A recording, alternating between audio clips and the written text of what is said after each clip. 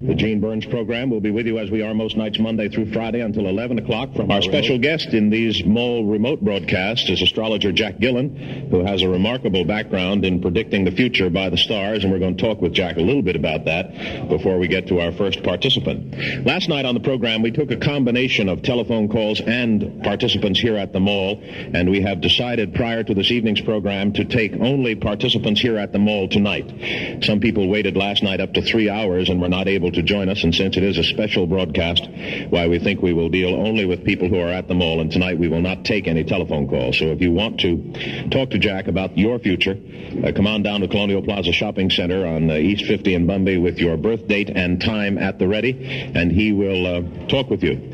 I should remind you that the more you can tell Mr. Gillen about your birth time, the easier it will be for him. And it's not that I want to make his life that easy. It's just that it takes a great deal of time for him to try to figure out your time if you don't already know it. Let me tell you a couple of amazing things about our guest, and then we're going to talk with him just a couple of minutes. Jack was most recently in the news in the National Enquirer for predicting the tragic airplane crash in Evansville, Indiana, which claimed the lives of that sporting team. I think it was it a football team, Jack? Yeah, 29 of them, yeah. And he had predicted that air crash would happen. He has a remarkable record of accuracy for those kinds of predictions. Last year's football season, he had a 91% accuracy record in picking the winners of football teams. He picked the winners of this week's championship heavyweight title bout between Muhammad Ali and Leon Spinks, and I think you'll be amazed and astounded at some of the things he can tell you about yourself. You can try to fool him if you'd like, but you do so at your peril.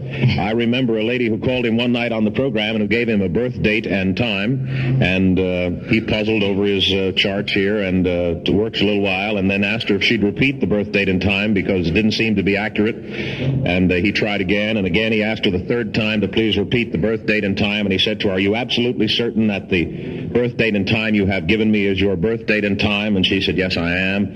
And he told her flatly and bluntly, he said, "That cannot be, because the birth date and time that you gave me represents the birth date and time of a person who is dead."